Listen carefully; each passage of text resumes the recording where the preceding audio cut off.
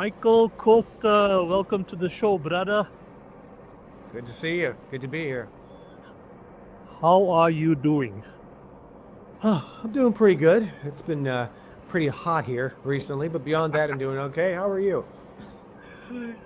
Well, yeah, as I said, pre-show, I'm recovering from the flu.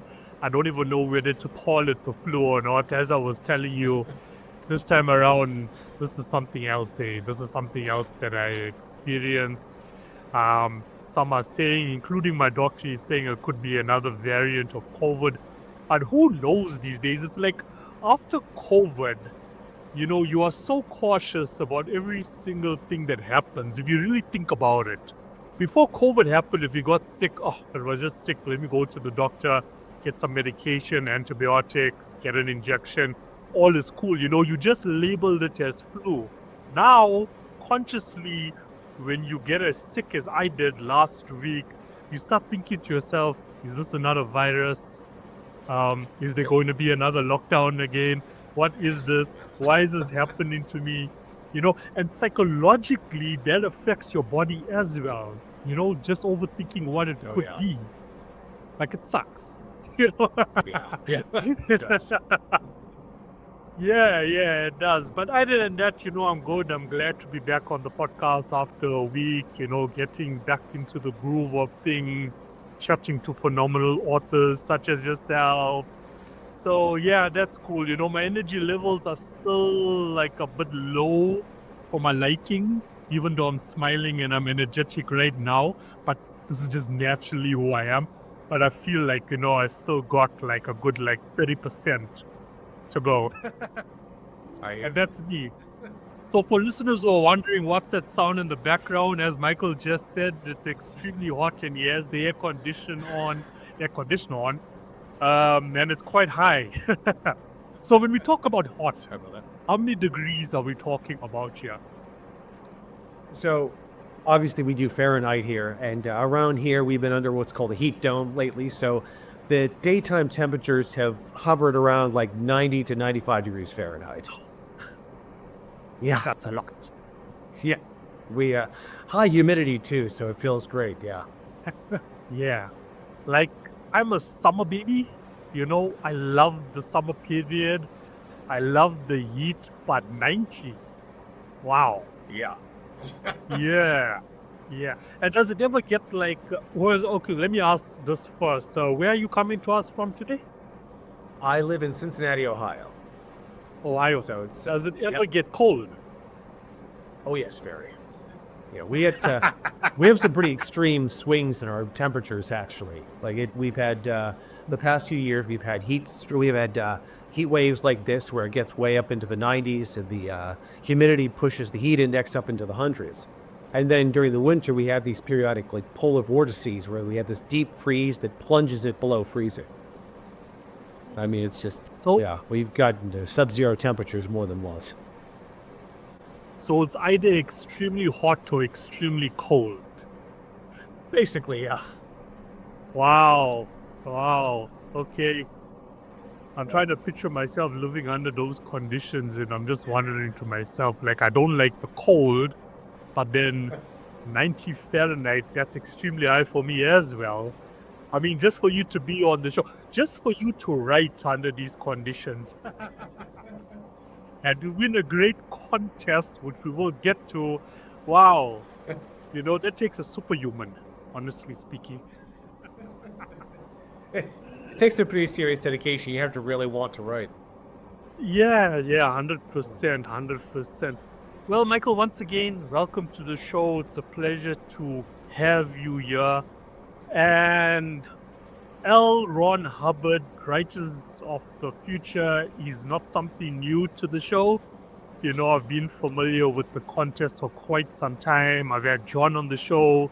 I've had Emily on the show. I had another contest winner on the show as well. I think that was last year sometime. So it's a pleasure to have you here, A winner, just for the listeners, the winner of volume 42. Is that correct?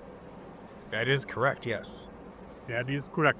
So before we get to the contest, before we get to your story, let's get to know who Michael is. And you can go back as far as you want. I love to build relationships with whoever comes onto the show. As much as we want to hear about the story and your artistic career, we also want to know about you. So you can start at any point. I also know that during the day you're an engineer as well. So Yes, indeed. I'm handing it over to you. Start at any point in your life and we can build our way up. So I predominantly write science fiction, and I predominantly write science fiction. I also predominantly consume science fiction, books, movies, television. I mean, like my bookshelf over here, it's almost all sci-fi, and the engineering, really, my passion for space travel and for science is what got me into science fiction, and the two of them have continued to inform my work. They feed off of one another. Science fiction opens up possibilities in engineering, and my understanding of engineering and modern science helps to inform my work. So obviously, this particular story in living color, the one that appears in Writers of the Future, Volume 42, is very much unlike what I normally write.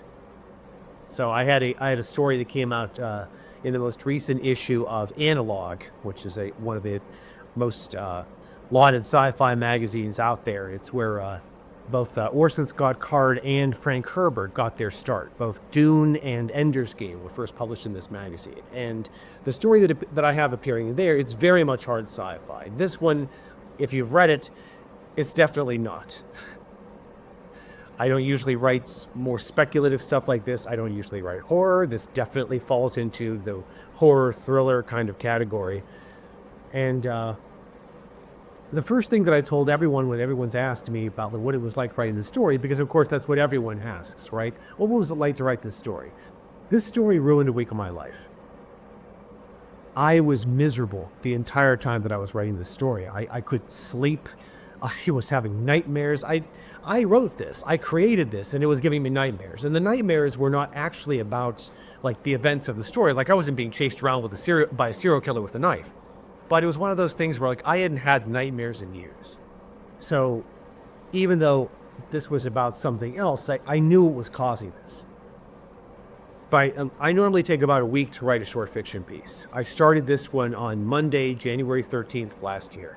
By that Thursday, I was telling all of my friends, I can't wait to be done with the story. I'm so ready to be done with it.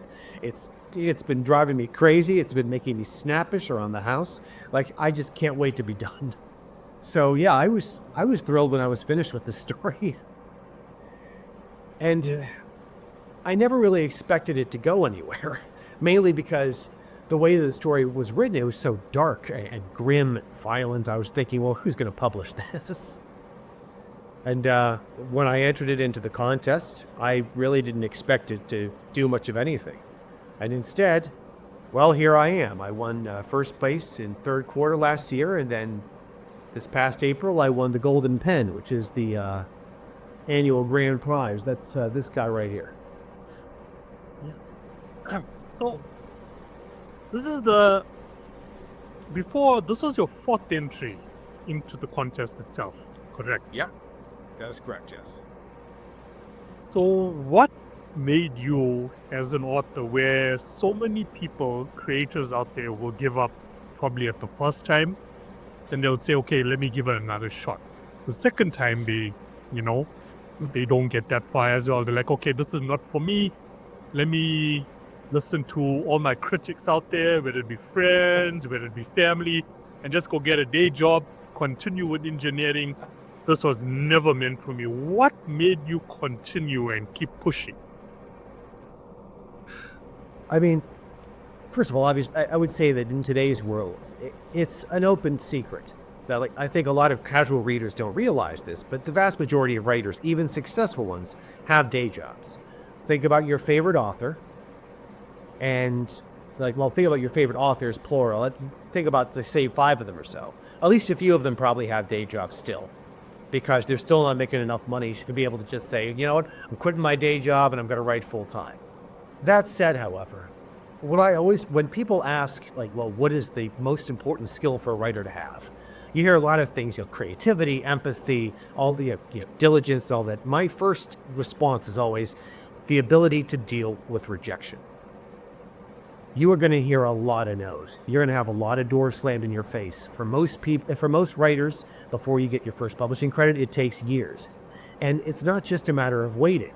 You have to be constantly writing. Your first story that you write will not be published. The second story, probably not either. Or the third or fourth or fifth, it's going to take several years, and you're going to have to write constantly. If I had to estimate, if I had to just ballpark it, I'd say that I probably wrote about 24 stories before I got the first one published, followed shortly by the second. But I would also point out that is, as I understand it, among authors, that's on the low side. Even then, I kind of cut the line and I got lucky. And I hate to say it, but luck does have a lot to do with it. It's a matter of putting the right story in front of the right person at the right time. And unfortunately, your control over that is minimal. It's a lot lower than you'd like to think. We'd like to think that we have complete control over this. We have no idea what we're doing. Yeah. So what I always tell people is that you want, the key to being a successful writer, one of those keys is to be prolific. You have to be writing constantly because it's a numbers game. The more stories you complete, the more work you have to put out there. The more work you have to put out there, the greater your chances of finding somebody who's going to say yes.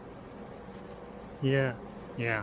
I'm actually going to take the conversation I had with Emily Goodwin to the show because, we touched on this, and she mentioned that just because you get rejected the first time, you just need to keep entering the contest, because there's so many videos online on the website and so on that you mentioned, and I've seen for myself on, people actually, explaining what you should be doing, when you enter this contest.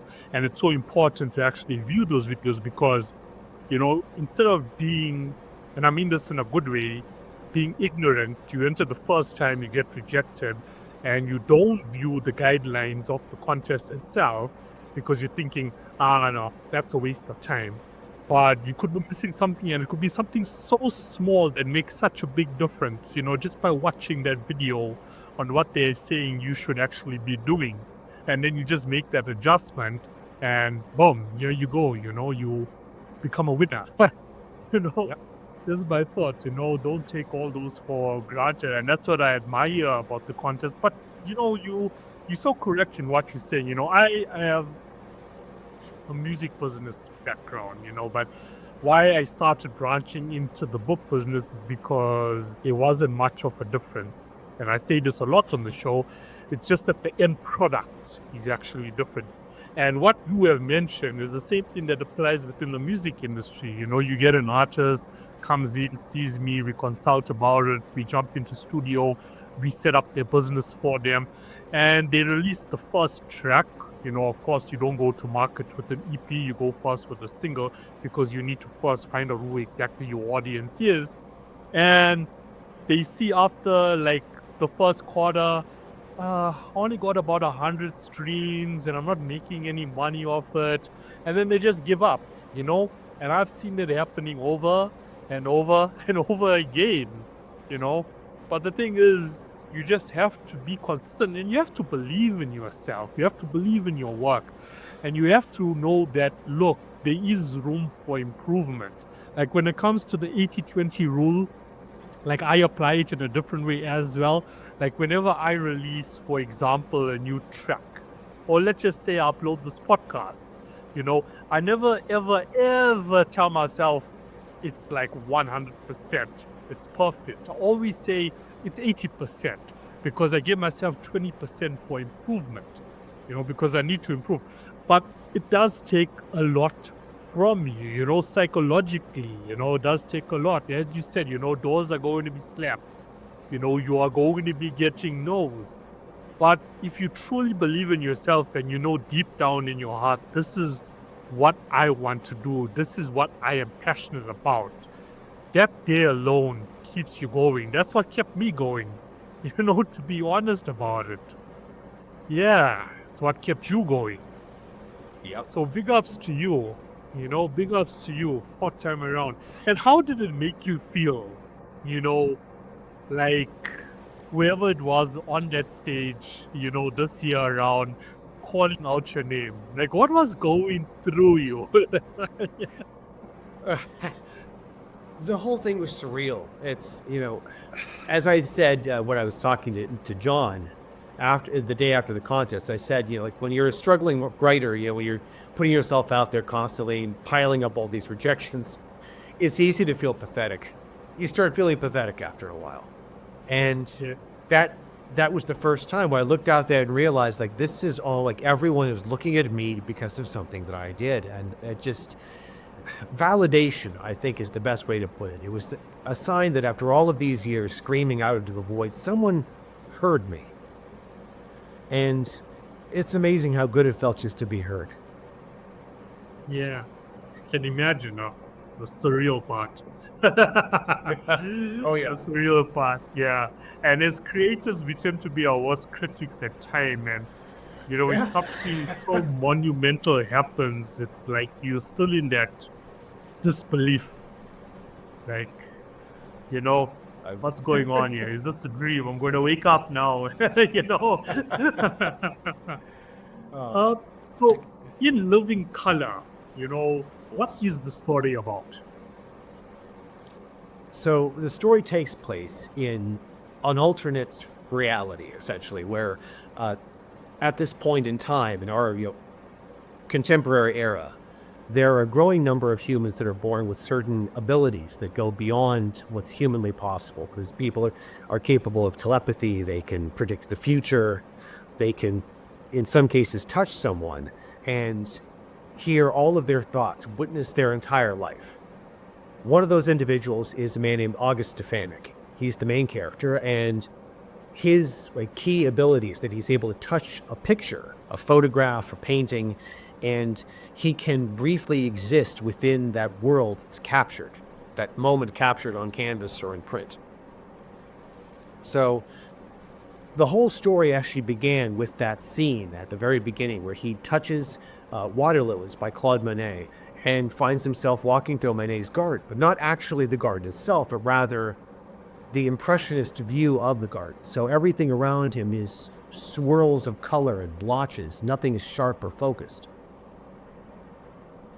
So when I came up with that scene, it's a beautiful scene, but there has to be something behind that. So I started thinking, okay, how could this end up not being as idyllic as it looks? And my first thought was, well, if someone like this existed, the police would want to talk to them, right? So I came up with the idea that, this is how he unwinds. But by day, he's contacted by the police to analyze crime scene photographs. So as with the painting, he places his hand on the photograph and suddenly he finds himself at the scene of a crime. He feels the violence and the fear of the crime that took place. He's able to witness brief snippets of time, moments and memories from the person who was killed. And in certain instances, when there was a significant amount of regret and emotion at the moment of their death, he can actually hear this person's dying thoughts. It becomes the last thing that just echoes in his mind. So over the course of the story, he finds himself tracking a killer who is another talented individual like himself. In this case, this person is telepathic. And I found that whenever I use the phrase telepathic serial killer to advertise this story, it tends to generate a lot of interest very quickly. Yeah. The one thing that will always amaze me about science fiction authors is the imagination, the imagination. So let's take a deep dive, into how does it all come to you? Does it come to you naturally? I've heard authors talking about subconsciously, what they're picking up throughout the day-to-day, and it filters into the subconscious, and then it comes out into their work. I've had one author that says, I dreamt about it, and I decided to put pen and paper, what's your secret sauce? So a lot of my science fiction will begin with me reading science articles, actually, and just like, oh, hey, that's a cool idea. Hey, I wonder if I could do something with that. Like a little while ago, I actually was working on a story about people who are trapped orbiting an X-ray pulsar, because I just read about that and I thought, like, well, that would be neat. But the best exercise in sci-fi is actually the what if. So have you ever heard of the work of Ted Chiang? Have you ever read any of his books? So Ted Chiang is arguably the master of sci-fi short fiction. He has written several collections that are absolutely fantastic. The most notable, perhaps, is Stories of Your Life and Others.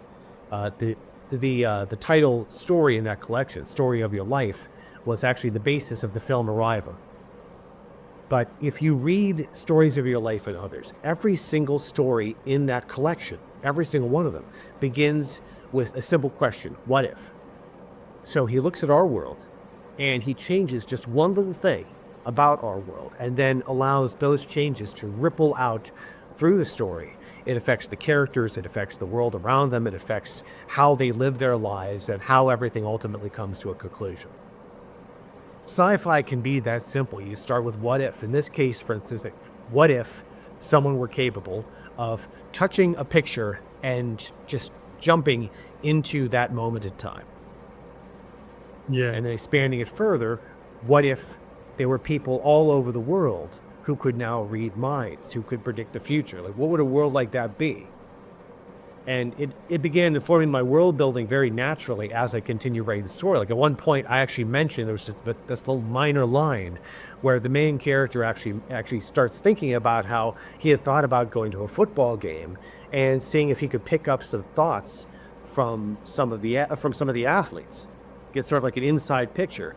And then he very quickly thinks like, well, it would be cool to be able to try to place them bets. But then he just kind of like offhandedly thinks, well, it's illegal for talented people to bet, because obviously you can't have, if you had people like that in the world, it would be illegal for them to gamble because they'd always win. So Yeah. little things like that kind of like just slowly emerge, and it's all kind of about, like taking the pencil and just kind of poking it and teasing the details out of the story. Yeah. I love that, what if. And what I've read about you is that you are also quite the curious individual, just like myself to an extent. Whenever I read a sci-fi or what I watch on Netflix, and I'm not really like somebody who's stuck in front of a TV 24/7. I'm very choosy about what I watch. And I watch certain series for a specific reason. And it's all linked to sci-fi, and all has that what if. Because I believe, your average person can read your story, for example, or watch a sci-fi series on Netflix and be like, this is just like, entertainment, But I'm like, as you said, what if this is actually real and this does exist? Like I'm that type of person. I believe there's more than the norm and what we are surrounded by and what we've grown up in. And that's just like me, like lifting that veil and seeing beyond. Like I'm that type of person. So I believe in, I quote, what if, this does really exist. I'm that type of person. And maybe you also that type of person that is something, I thought like I'll use an example of, me sitting down with every individual and asking them, do you really think we are the most intelligent creatures in the whole entire universe? Like, I don't. If somebody had asked me that question, I'm being honest, I don't. I believe there's, other creatures out there in the universe, millions and millions of planets out there with what you call, we would label them aliens, right? That's what we would label them. But I believe there's, other peoples out there that are much more intelligent than we could ever imagine. I don't know, what's your thoughts on that? Oh, absolutely. I have long accepted the idea, like in modern science, we accept that it is a statistical impossibility that we are alone in the universe. There are other intelligent species out there, and I personally have always hoped that at some point in my lifetime, we would actually find definitive proof. We pick up a signal, like see some clear sign in around some alien star or some alien planet that there was somebody there. Like going back to when I was a kid, like I've always had this thing where at night when I look up at the sky, I look out at all of those different stars, all those twinkling points of light, and I like to think that somewhere out there, in orbit of one of those stars, there's someone else who's looking back at me at that same moment and thinking the same thing. Is there somebody else out there? Are we alone here? Yeah. Or is there another version of me, living in a different reality? And this is now when, quantum physics and quantum mechanics, steps in. But for me, once again, I just don't think this is like, fiction. Like I truly, really, believe in it, that it's there. But then other people will be like, you crazy. What are you talking about? You're not crazy. Yeah, thank you. Thank you for that. And it's like all around us. I don't know about you, but you have these moments where you don't even know how to explain it. With deja vu, could be, but that would be like the simplest example to ever use. But you like really pay attention to your surroundings, and start realizing that there's, particles and atoms and every single thing all around us, Like your mind just goes crazy, and at times you just find yourself sitting in a quiet corner and just thinking, just really thinking about it. But I just love that. I don't know, for me, instead of just living by, okay, the norm, this is it, and this is how it's supposed to always be. And I'm like, nah, that's not it for me. But anyway, I'm also just trying to make sense of it. But, the more you read, the more interesting videos, you like watch about it, it's exciting. It really is exciting. Yeah, it really is exciting. So let's get back to writing. So in Living Color now is out. It's published. Do you have a copy of Volume 42 with you by any chance? Oh yeah, it's right here. Right, let's have a look. Here we go. Second time reviewing it on the podcast, but here we go again. So, do you want to turn to your story? Oh sure. Yep. Page 407. One of the nights when during the there it is. Yep. One of the nights during our writing workshop that we go to for the winners, we had a signing event where we sat down and had to sign over 300 books. And I learned very quickly during all of that like in order to survive the experience, I needed to know exactly what page my story began on. So I started out, I think it was the third book I was handed. I just flipped, okay, what page number is this? And so from there on, every time someone handed something to me, just like 407, and then passed it on. Yeah. I remember when I was, not sure if it was the first time or the second time, they had John on the show. And, we label it the Oscars for writers, because he also mentioned, how he makes each and every single contestant feel like a celebrity, at the contest. The whole sitting down, signing, just to give you that experience. So that was a wow. And that's what it is. Honestly, it is. This is the contest, in the world where is the Oscars for writers, because I haven't come across anything like even close to it. You get a lot of awards that are happening around the world globally, when it comes to writing, but this is like at the top of the list, right? Oh yeah. Yeah, top of the list. So since this now is your first piece of work that's being now published, it's out there, it's global, keeping up. People are buying copies, they're reading about it. Now you're jumping onto interviews. So what's next for you after this? Well, the first thing that I tell anyone who asks that question is that I am not done. I'm not done by a long shot. I have a novel that I'm querying, and I actually just recently received my first full request on my second round of queries, so that's very exciting. It's no guarantee, but it's another one of those validation kind of things. At least now I know I'm on the right track. I'm doing something right. Beyond that, I have a number of short stories that are out there that I'm hoping are out on submission. I'm hoping to get published. As I mentioned a little bit ago, I did actually get another story published. So in the current, the July-August issue of Anthology Science Fiction and Fact, you can find my story, Casual Brutality. So I actually found out that story had been picked up for publication less than a week after I found out I had won Writers of the Future. So I had been really looking forward to that, and then after finding out that I won Writers of the Future, like finding out that I also got accepted by Analog, it kind of fell flat. It was like, wow, I won a huge international contest, and these guys also won one of my stories, so I guess that's cool. But like I said earlier, like Analog was how Orson Scott Card and Frank Herbert got their start as writers. So this is a big deal kind of publication. And I would just like to point out that the story that they accepted for publication got a silver honorable mention from Writers of the Future. So it was good enough for one of the greatest publications in all of science fiction. But Writers of the Future apparently has higher standards than that. That's for sure.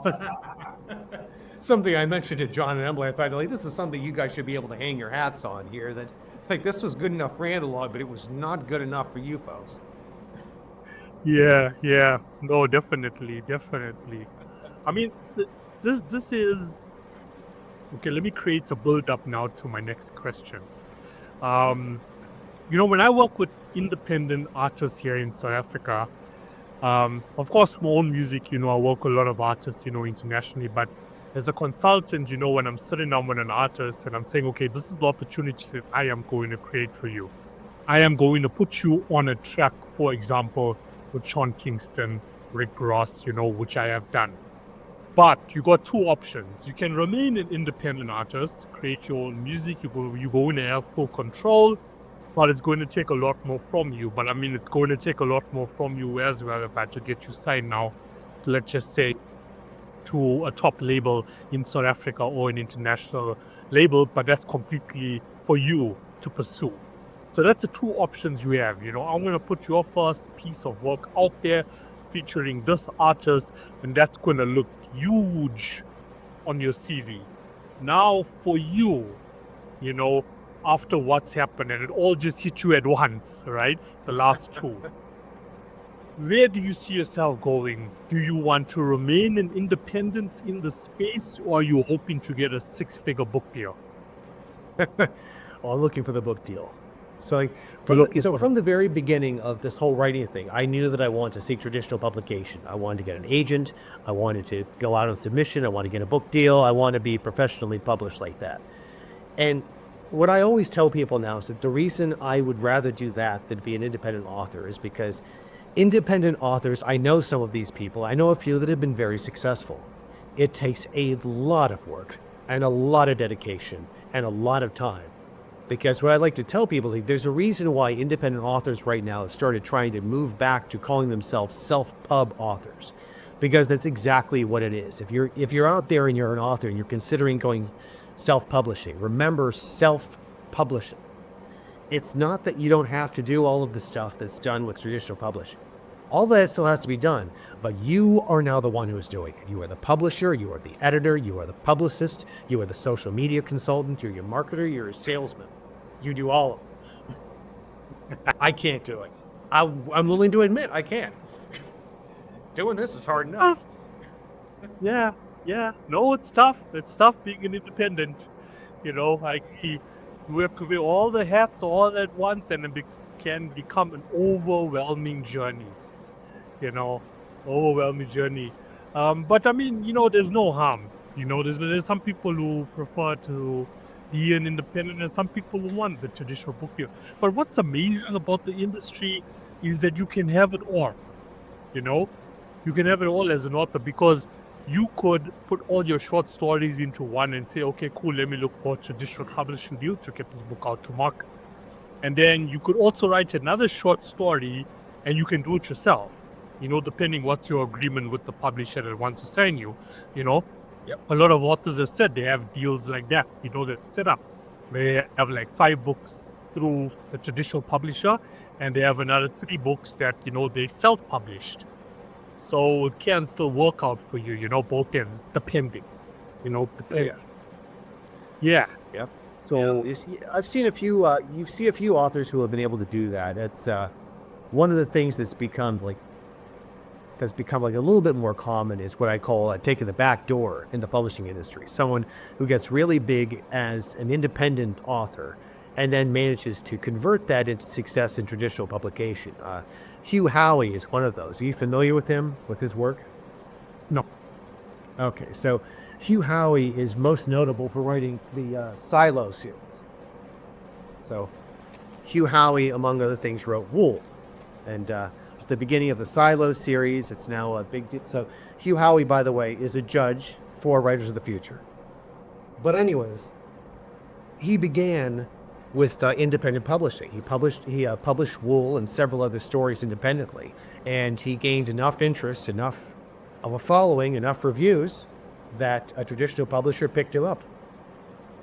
So I always try to caution everyone, like if you're thinking about going into self-pub with the idea of I'm going to become a runaway best-selling self-pub author and then get a big book deal from somebody, don't think that.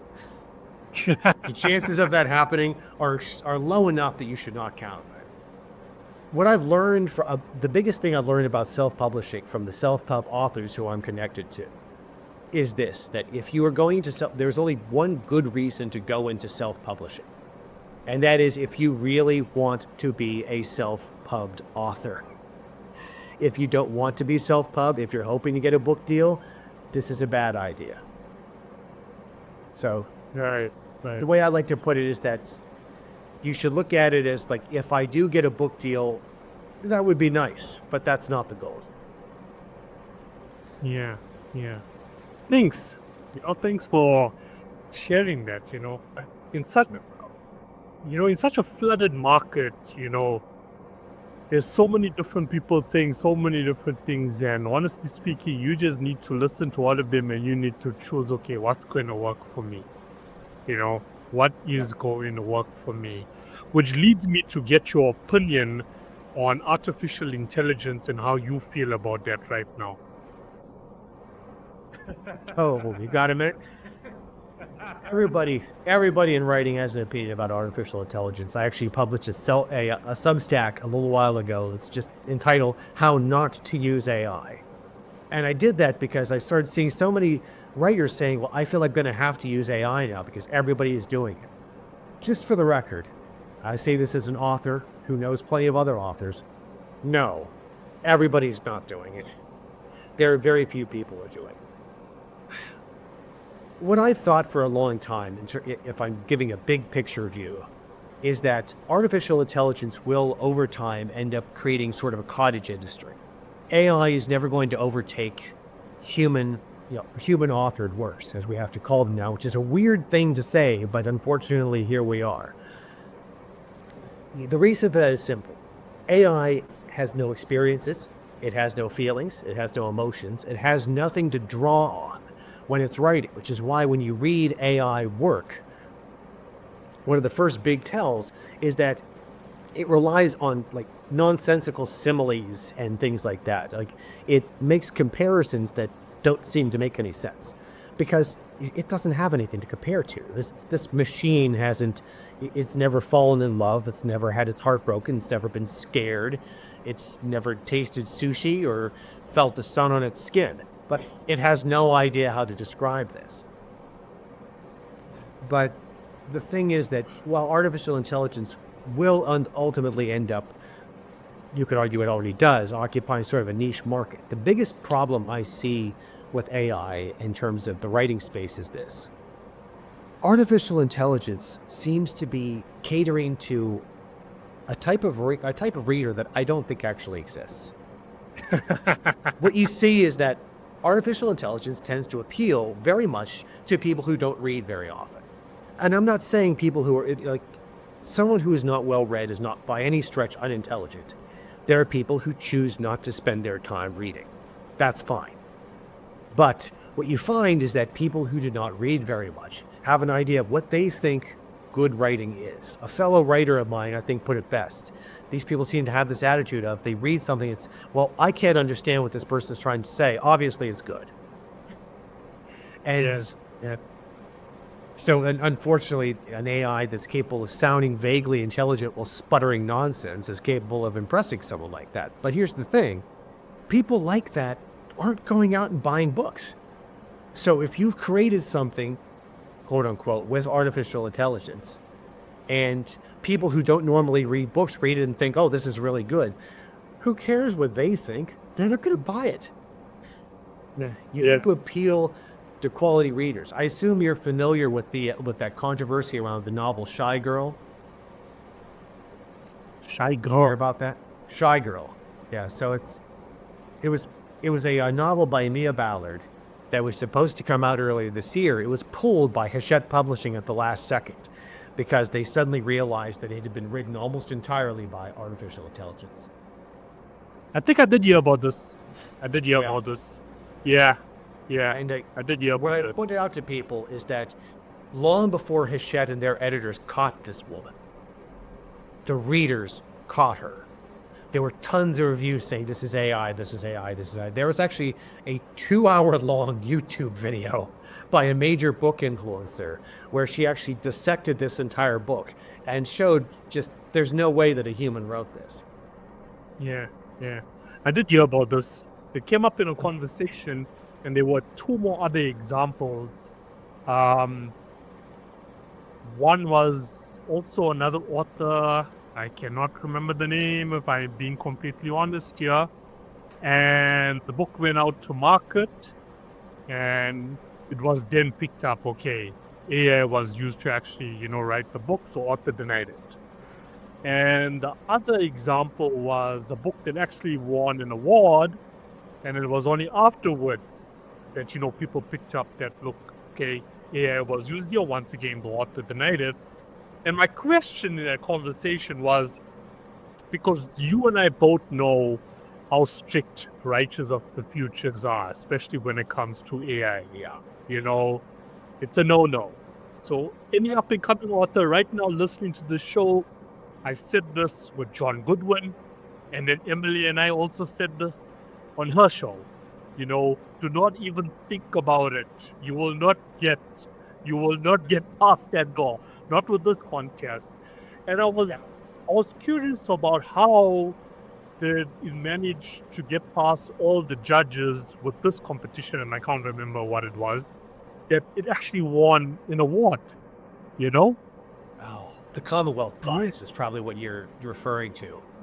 And part of the problem is this. A lot of these contests are judged by people who are not necessarily authors. Once again, like I said, AI is capable of writing something that sounds vaguely good, it sounds vaguely literary. And if someone doesn't fully understand how literature works, if someone's not an author, a writer, like a publisher themselves, they might look at it and think, oh, well, this sounds very clever.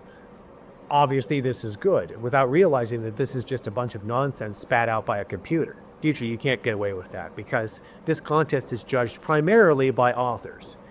I mean, among the authors that judge this contest, you have Orson Scott Card, who's obviously a fantastic author and is a very shrewd literary critic, as you could tell by reading his work. You've got Orson Scott Card, Dr. Nnedi Okorafor, who's the author of Death of the Author, among other fantastic works. You've got, who else? Nancy Kress, who's a Hugo Award-winning author. You've got Hugh Howey, who I mentioned earlier, the author of Silo. Like, these people, they've done enough, they've won enough awards, they know what they're doing. And they will spot AI a mile away. Yeah. Well, it's good. It's good that, those measures are in place. and there's this contest which is really strict about it. Where I see AI like doing well is not maybe like a full-length fantasy story, but like a tip book, healthy eating habits, gym routines, like those do well when it comes to AI, because that, you can just use AI, put it together, design the cover art, upload it on Amazon, and it's something that can be purchased easily because somebody wants to lose weight. Right? Yeah. You see that like really doing well and selling well, whether the person wants to admit that they used AI or not, you see it doing well. But I feel you. It takes somebody who actually enjoys reading to be like, okay, cool, I'm going to like purchase a book, from an author that has a whole lot of credibility. Like I respect, a few weeks ago I had an author who was based in South Africa on the show, and this was the first book that she released. And, she sent me a copy of the book, and I'm reading the book, and, she did really well for the first time around. She was even honest with me to say, okay, Kido, when you start reading the book before your interviews, tell me if you noticed the typos. And I did. And I told her, I did notice the typos, but let me be honest with you. I've read books from best-selling authors, and they even have typos. But it's okay. Don't feel bad about it because it's the first book that you put out. And this is a non-fiction book, talking about the trauma, in her life since she was 6 years old. And I was amazed by the story, honestly. Even though the typos were there, even though, there's things that she will get better as she moves along with her career. But the thing is, you kept it real, organic. It's okay to have those mistakes. You are telling readers such as myself that, hey, I'm human, so don't get too worked up about it. It's okay. It really is okay. Like, I respect that type of author that's putting that story together, putting it out to market, and, being like a bit like scared, oh no, people are going to realize the typo because I wanted it to be perfect and so on, versus, the wannabe author, right, who just use AI, put it together, it's all perfect, there's no typos, and out to market. Big difference, very, very big difference. Yeah, So, Michael, we are in July of 2026. What are the plans now for the remainder of the year?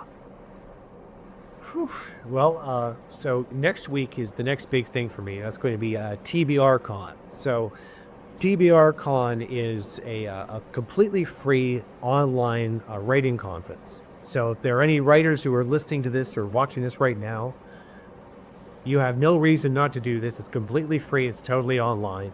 I will be appearing on Tuesday, July 28th, on a panel called Writing Fear on the Page. So I'm going to be appearing with a few horror authors. I'm looking forward to that. It should be very interesting. And if you're looking to make your work scarier, you can't find a better place.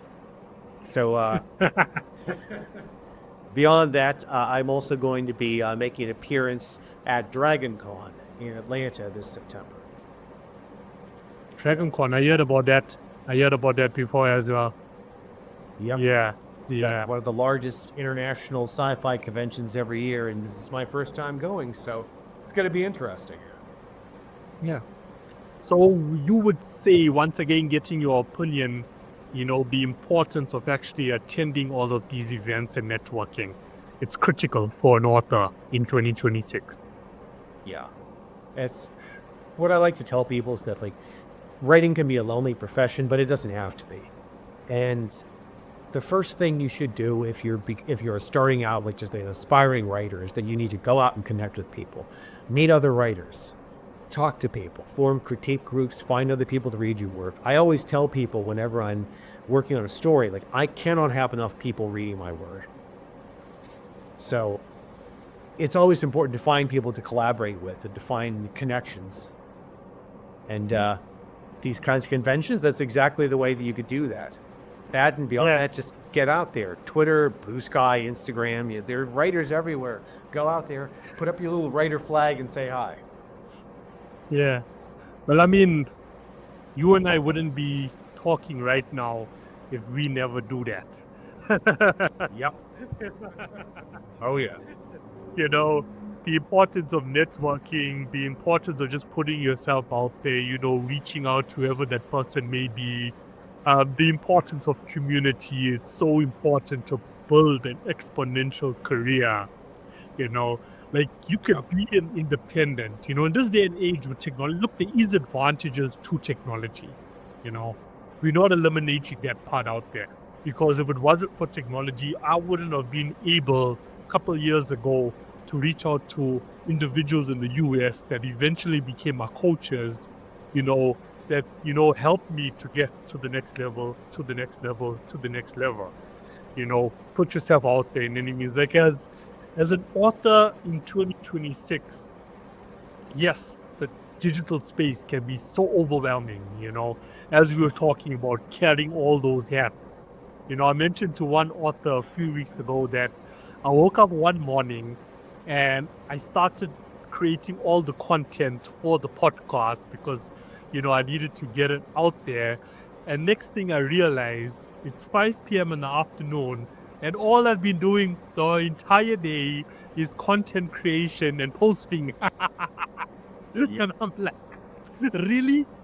Really, like there's nothing else that I need to do, like really?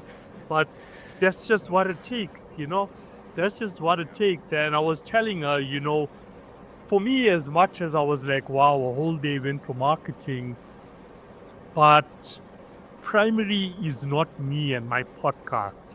Why I do what I do is because I want to get as much exposure for the author that I have just had a chat with, as possible. I want to get them as much exposure as possible. And it does become overwhelming, and this is what it takes. But the point I'm trying to make here, as important as the digital space is, still getting yourself out there at events, just like what Michael is doing, is just as important. Face to face, it's just as important. So still do those things.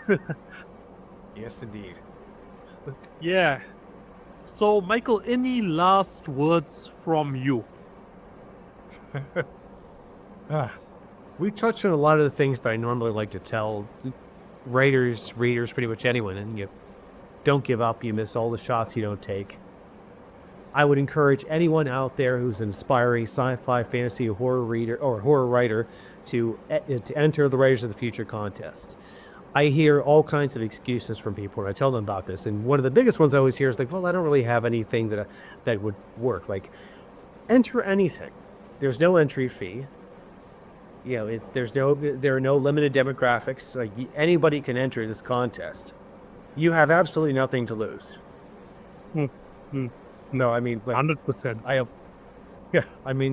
I always tell people, like, there's no way that you could enter something that would be so bad that they're going to say you can never enter again. If that were possible, trust me, it would have happened to me.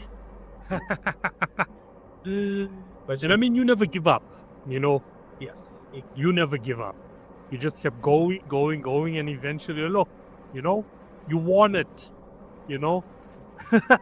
So congratulations to you once again, Michael. Thank you. Yeah, and it's been an honor to have a winner of the contest on the show. Yeah, and I wish you nothing but more continued success in the future to come with all your work. And that traditional publishing deal is just around the corner. This is us manifesting. We're manifesting right now. Absolutely. We're pushing it out there to the universe with endless possibilities. Endless possibilities. And once again, I just want to mention on the show, I will tag my conversation with Emily Goodwin, where you can, gather more information about the contest. And apologies for that.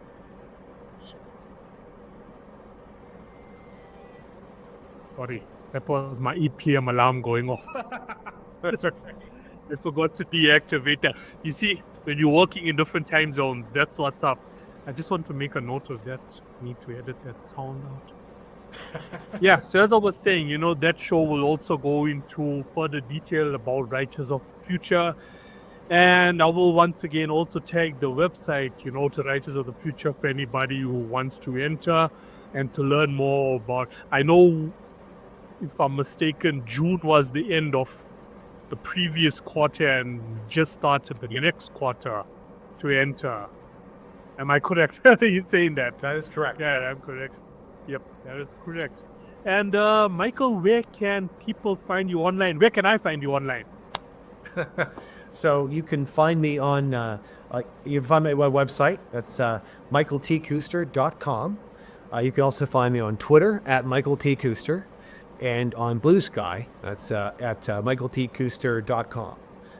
And don't forget to follow my Substack, Martians and Lasers. Nice. And how long have you been on Substack? I have only been on Substack about less than a year now. I started this year, but I've been growing slowly, and I pick up more subscribers every week. Incidentally, if there are any writers out there who are not on Substack, get on Substack. Yeah. Yeah, no, the reason I actually brought it up is because, Substack is like the thing now for authors. Yeah. Yeah. Well, Michael, thank you so much. It's been an honor to spend the last hour, plus minus, with you. Congratulations once again for winning the biggest writers contest in the world. Yeah. Oh, yeah. Yeah. It's a big one. And who knows what the future holds? We may be just chatting again soon, Absolutely. Yeah. So all the best. Thank you so much. Enjoy the rest of your day and have an awesome week. Thank you very much. You too. All right. Thanks. Catch you later. Take care.